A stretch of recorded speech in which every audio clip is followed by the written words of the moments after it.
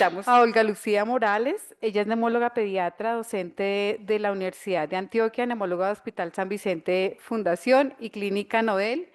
Em, Realmente son 4 casos clínicos de cada una de las instituciones. Vamos a hablar un caso clínico de Medellín, de Cali. La doctora Catalina nos va a presentar otro y nosotros otro. Entonces, como para también aprovecharlos a todas ustedes y al doctor Fabel para que nos colaboren en la discusión de estos casos. Son casos desafiantes. Bueno, gracias. Muchas gracias por la invitación. Espero que, a ver, perdón. Bueno, muchas gracias por la invitación. Les presento este caso con mucho amor, con mucho respeto por mi príncipe, que lo llevamos viendo hace muchos años. La presentación del caso clínico fue autorizado por la mamá y por el paciente, y la mamá fue quien, y el paciente fueron quienes aportaron el video y las fotos para presentar. Entonces, tenemos que ese es un niño que nació en 2008, tuvo un embarazo con amenaza de parto pretérmino, tuvo una hospitalización la madre a los 6 meses de gestación porque tenía un polidramnios, tuvo un diagnóstico prenatal de un quiste mesentérico, nace por cesárea, 36 semanas, un peso adecuado para la gestacional. Cuando nace tiene un retorno del meconio de 15 días, ya eso pues no se debe alarmar desde hace antes, pero digamos, caída del cordón no se establece porque estaba en la UCI, estuvo hospitalizado un mes, en ese mes se hizo una resección de un quiste que no era mesentérico, sino que era pancreático, tuvo una intolerancia a la vía oral con distensión abdominal, diarreas, deposiciones líquidas y tuvo una anasarca. Al mes fue a alta, luego fue hospitalizado 15 días más por neumonía y luego se hospitalizaba más o menos cada 2 a 3 meses por síndrome broncoobstructivo, síndrome de mala absorción, siempre con esteatorrea todos los días, desnutrición. A los 18 meses se hace una dos iontoporesis y se hace, pues, se inicia tratamiento. Entonces, digamos que en la línea de vida de lo que ha sido la vida del príncipe de Santi, entonces tenemos que tuvo un nacimiento, quiste pancreático, que se hizo una resección de ese quiste. Al momento del diagnóstico, 18 meses, tiene ya una enfermedad de vía aérea pequeña, ya tiene algunas áreas de mosaico y tiene algunas bronquiectasias, en ese proceso vital. Entonces continúa con muchísimo compromiso de síndrome de mala absorción. Se hace una biopsia hepática, pues como en su seguimiento de enzimas pancreáticas de enzimas hepáticas se hace diagnóstico por biopsia de fibrosis hepática, primer aislamiento de pseudomonas. Además de eso se asociaba con amigdalitis, otitis a repetición, se realizó adenoamigdalectomía con tubos de ventilación. Después se hace en el 2014 el primer drenaje de senos paranasales, segundo drenaje de senos paranasales, y a pesar de estos drenajes, en el 2016 tiene una pansinusitis y lo que es muy típico en ellos, no desarrollan, no neumatizan senos frontales, ¿cierto? Pansinusitis. Luego, en ese mismo año se encuentra prolongación de los tiempos de coagulación, se inicia, pues ya tenía vitamina K, pero ya se hace un manejo mucho más estricto de ese compromiso hepático. Por las exacerbaciones frecuentes se hacen estudios para aspergilosis broncopulmonar, tiene una inmunoglobulina E alta y tiene una inmunoglobulina E específica levemente positiva, pues levemente ahí como levemente positiva, se inicia un ciclo de esteroides, pero posteriormente se hace el descenso, se hace ciclo de esteroide inhalado y ya digamos que seguimos ahí en el camino de las exacerbaciones que enseguida se las muestro. También se asociaba con fenómenos alérgicos importantes, o sea, el uso de las multivitaminas, por ejemplo, los colorantes de las multivitaminas generaban brotes en piel. Tuvo una anafilaxia con la dipirona en el 2021 y tuvo reacciones alérgicas al trimetoprim. en el 2021 entonces tuvo una dificultad, digamos que estos 2 años fueron así como tenebrosos para nosotros, incluyo doctoros y familia, ¿cierto? Entonces tuvo dificultad respiratoria, inminencia de falla ventilatoria, se hace un nuevo diagnóstico por biopsia de una cirrosis biliar con hipertensión portal. Asociada, además de eso, tiene elevación de bilirrubinas, se considera que tiene una colestasis, se hace una CEPRE, se coloca un stent en vía biliar. En ese mismo momento se inicia un ciclo de esteroides reanudando esta historia de aspergilosis broncopulmonar. Ese ciclo de esteroides anudado con el stent mejoran la función hepática y mejoran el drenaje biliar y tuvo una expulsión del stent, que fue más o menos entre 2 a 3 veces después, con mejoría significativa de todas las transaminasas, la GGT, las bilirrubinas. En ese mismo año tuvo un DIOS incompleto, obstrucción intestinal incompleta, y se inició el uso de BiPAP hospitalario. Inicialmente, con la frecuencia de las exacerbaciones, se inició en casa asociado a oxígeno en las noches y cuando tuviera como momentos de sensación de disnea, lo usara también en el día. Muchos problemas para hacer la secuenciación hasta ese momento, secuenciación completa, nos llega el resultado de que era heterocigoto para delta F508. Y ahí, digamos que repasemos qué pasó hasta ahí. Digamos que lo azul es la edad, ¿cierto? Que va aumentando en edad. Y esto es la broncorrea. Digamos que esta rayita es, digamos que el 10 es sí, o sea, como para hacerlo más gráfico. El 10 es sí, 1 es no, no tiene broncorrea y no tiene dato, es que no se tenía dato en ese momento en la evaluación que se realizó de la historia clínica. Entonces, si vemos que era persistente, tos más intensa o menos intensa, con expectoración, la tos siempre era húmeda, sensación mayor o menor de disnea, eh, cianosis era casi siempre en los momentos de hospitalización. La presencia de sinusitis fue mucho más importante mientras más pequeñito, en la medida que fue creciendo, no habían datos en la historia o aparecían en los momentos de exacerbación que requería hospitalización. La sudoración salada era una constante, el síndrome de malabsorción era absurdo, pues literalmente absurdo.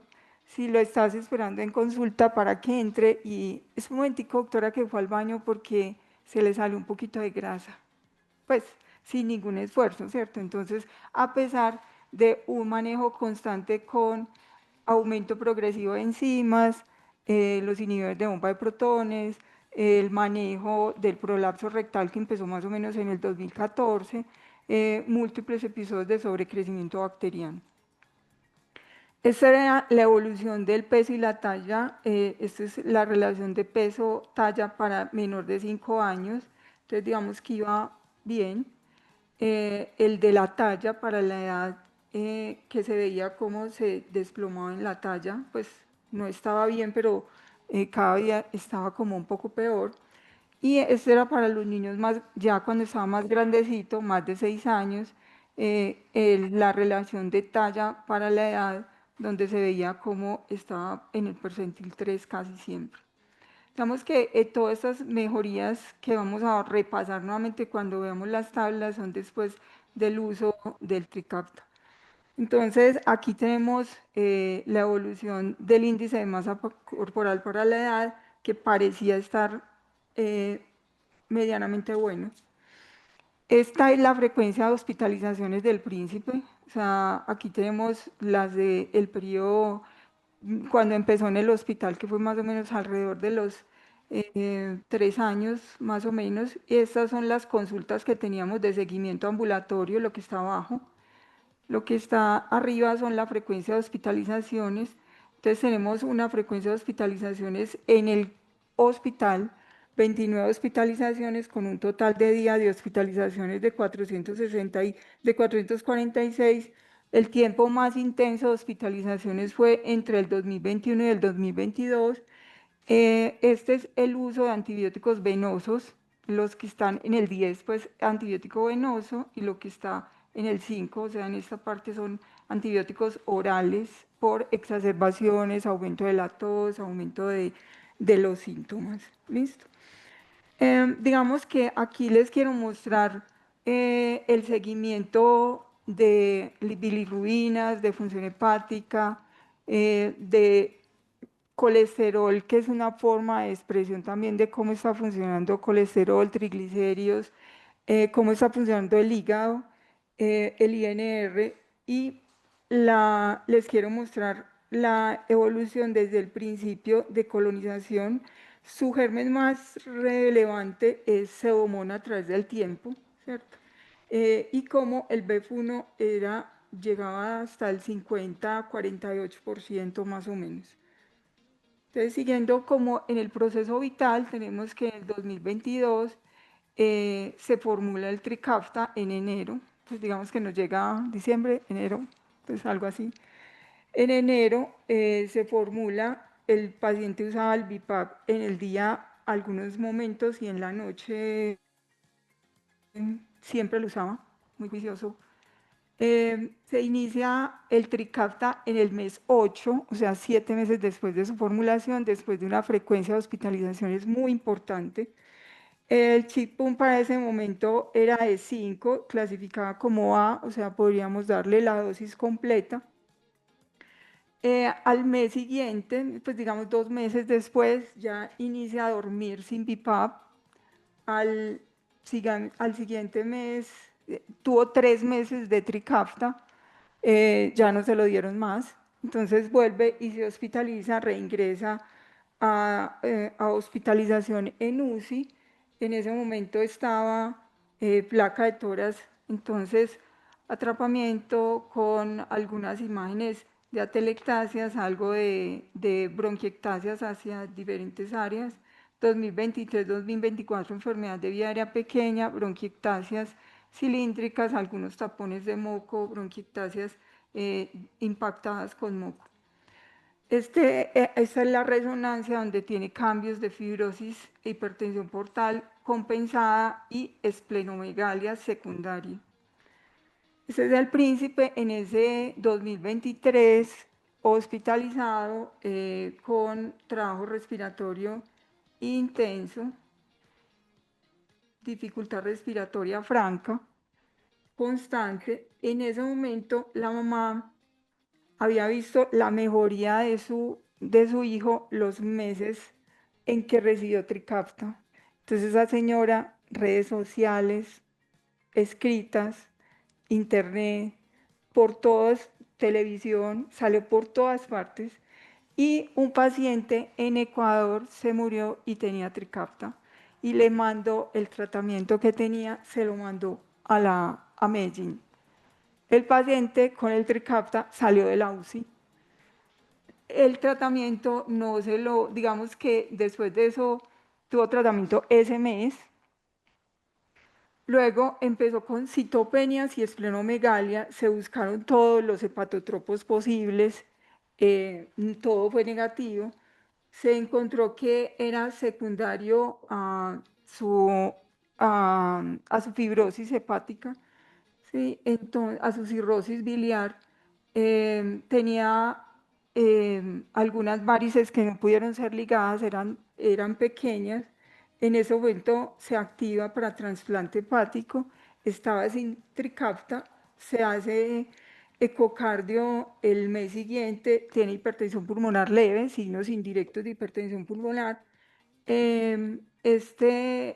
Digamos, al mes siguiente se hace una nueva endoscopia donde se encuentran varices sin signos de sangrado y tiene una pangastritis eritematosa. Empieza a entregarse desde mayo del 2024, aunque ha tenido entregas irregulares. Entonces la mamá empieza a decir, pero a ver, ¿cómo así?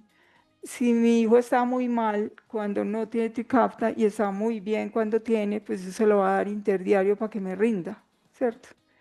Entonces, ¿Usted está de acuerdo, doctora? Y yo, lo que usted diga es palabra para mí, listo. Usted tiene toda la razón, pero estamos hablando. Me escribe todo lo que usted quiera. Después de eso, no se volvió a hospitalizar, pero sí tuvo una estomatitis. En ese momento ya no tenía oxígeno.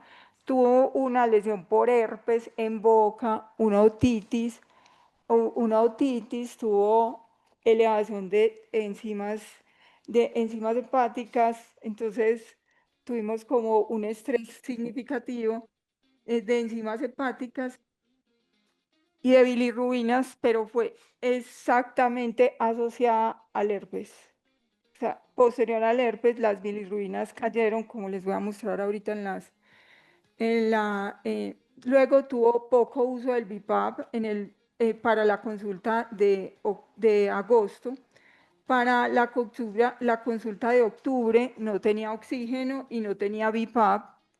Sin embargo, déjelo ahí por si acaso. El mes siguiente no tuvo entrega de Trikafta, volvió a usar el BIPAP. Se le diagnosticó intolerancia a los carbohidratos. En ese momento no había tenido en momentos anteriores, a pesar del uso frecuente, digamos, de esteroides en este proceso. Y luego entonces para este año ha tenido entregas más regulares del Trikafta, endoscopia, no tiene varices, una colangioresonancia del hígado de tamaño normal, pero tiene esplenomegalia importante. Eh, Sale del programa de trasplante, sigue pues con uso de Trikafta ya mucho más regular, sin oxígeno, sin BIPAP, ya se regresaron los equipos a la EPS, persiste con trombocitopenia y esplenomegalia. Digamos que el tratamiento actual, bueno, antes les quería mostrar una cosita. Bueno, aquí les quiero mostrar lo que pasó con la broncorrea. Entonces, el inicio de Trikafta fue en ese momento, más o menos, pues uso irregular o no, pero en las consultas de seguimiento no tenía tos, no tenía expectoración. En las consultas de seguimiento de su proceso de senos paranasales solo volvió a tenerlo en un tiempo en el que les dije que volvió a tener uso de BIPAP.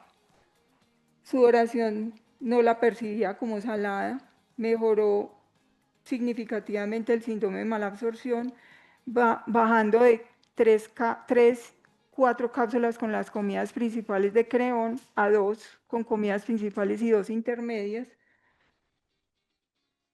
También tuvo mejoría en la talla, estabilidad en el peso, frecuencia de hospitalizaciones, la del herpes que les dije, y esta que es una en la que no tuvo tratamiento con Trikafta.